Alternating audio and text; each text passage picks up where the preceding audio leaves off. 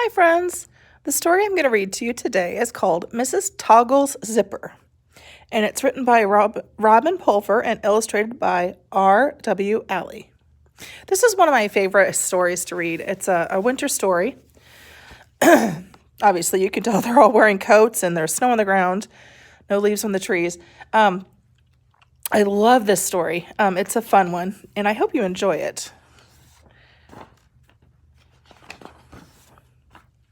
There's Mrs. Toggle and the students coming into the school. When Mrs. Toggle's children arrived at school in the morning, they changed in the hall from their boots to their shoes. When the bell rang, they picked up their boots and the book bags and marched along to their room. They stuffed their boots and their bags in their cubby holes and hung up their coats. Then they sat down at their desks. "Good morning, Mrs. Toggle," the children said in their best morning voices. "Good morning, class," said Mrs. Toggle in an unusually grumpy voice. Then the children noticed that Mrs. Toggle was still wearing her coat, the big, puffy, fuchsia-colored one that she got for Christmas. "Mrs. Toggle," yelled Joey, "you forgot to take off your coat." "I didn't forget," Mrs. Toggle said uncomfortably. "I can't take it off because the zipper is stuck. I'm afraid it's going to be a very long, hot day." "How did the zipper get stuck?" Nina asked. Mrs. Toggle fanned her face.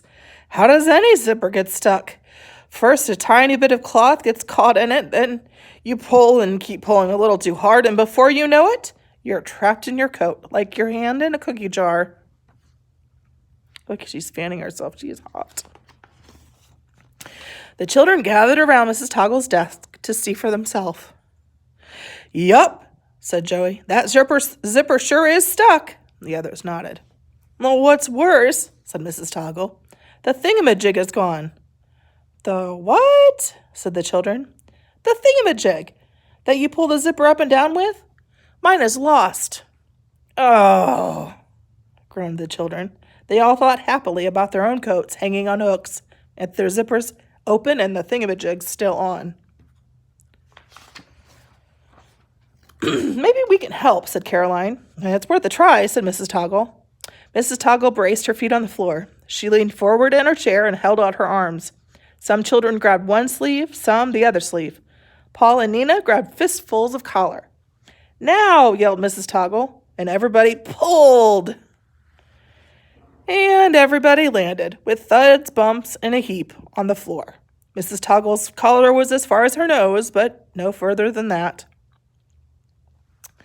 Paul wanted to get busy with the times tables. "Mrs. Toggle," he said, "let's go to the nurse's office. Maybe Mrs. Schott can help you." So Mrs. Toggle and the children trudged down to the office of Mrs. Schott, the school nurse. When Mrs. Schott saw Mrs. Toggle's hot red face, she reached for the thermometer and popped it into Mrs. Toggle's mouth. Mrs. Toggle shook her head. "I don't have a temperature." "Don't talk with a thermometer in your mouth," said Mrs. Schott sternly. "I'll telephone your mother." "I don't live with my mother," mumbled Mrs. Toggle. "Mouth closed," ordered Mrs. Schott.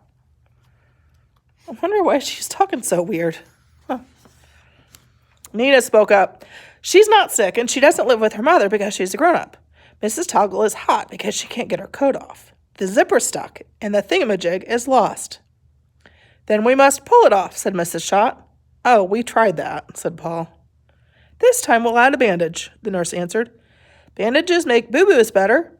But first, Mrs. Toggle, you must take that thermometer out of your mouth." Mrs. Schott stuck a bandage on the zipper where the thingamajig was supposed to be. Then she pulled, and the children pulled, and they all ended up with thuds, bumps, and bangs on the floor of Mrs. Schott's office. Mrs. Toggle's collar was as far as her nose, but no farther than that.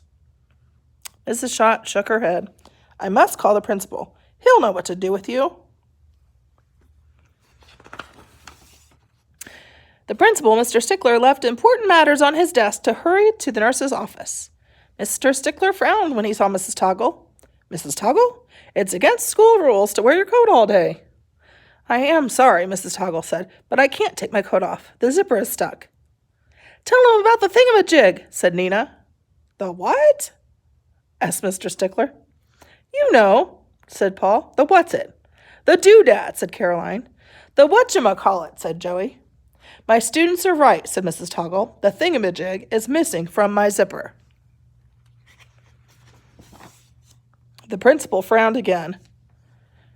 Mrs. Toggle, he said, in my job I have learned that if you want to get out of a tight spot, you must follow the rules. Pay attention, children, he said. Make 2 straight lines and one line pull on the right arm and the other line pull on the left. Mrs. Schott, you'll be responsible for the collar. I shall pull on Mrs. Toggle's feet. We tried that, said Joey. Pulling doesn't work, Nina agreed. Did you make straight lines? Asked Mr. Stickler. That's the rule. Stay in straight lines. Now, get ready. Get set. Pull. What do you think's going to happen? You think it'll work? Let's see. The children and Mrs. Schott pulled in one direction. Mr. Stickler pulled in the other direction. Mrs. Toggle tried to make herself small and wiggly. But with thuds, bumps, and bangs, and a kerplop, they all ended up on the floor once more. Mrs. Toggle's collar was as far as her nose, but no farther than that. Oh, Mr. Stickler said, enough with this. We don't want holes in the school floor just because of Mrs. Toggle's zipper. I'm calling the custodian. I'm afraid he'll have to cut this coat off. No! Yelled the children, and Mrs. Toggle cried, never! The custodian, Mr. Abel, arrived wearing his big work apron. Tools bulged in every pocket. He looked at Mrs. Toggle in her coat.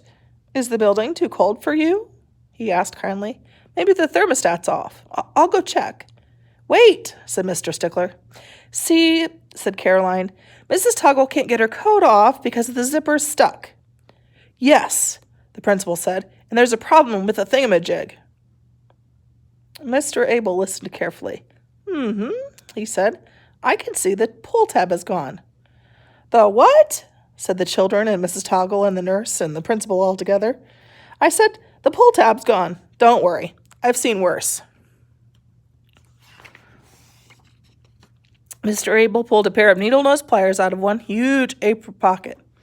Then he used the pliers to loosen the grip of the zipper's metal teeth on the shiny fuchsia-colored lining of Mrs. Toggle's coat. Gently, with his large fingers, Mr. Abel eased the lining away from the teeth.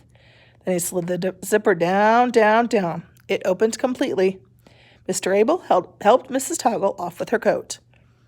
A happy smile spread over Mrs. Toggle's face. Mrs. Schott and Mr. Stickler and the children all cheered. You should get a new pull tab for that zipper before you zip it up again, said the custodian. I surely will, Mr. Abel, said Mrs. Toggle. I am forever grateful for you.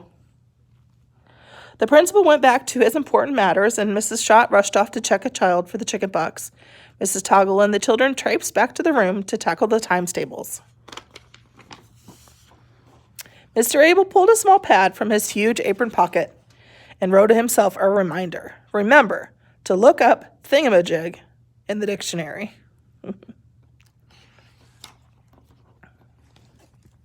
Hope you enjoyed Mrs. Toggle's zipper.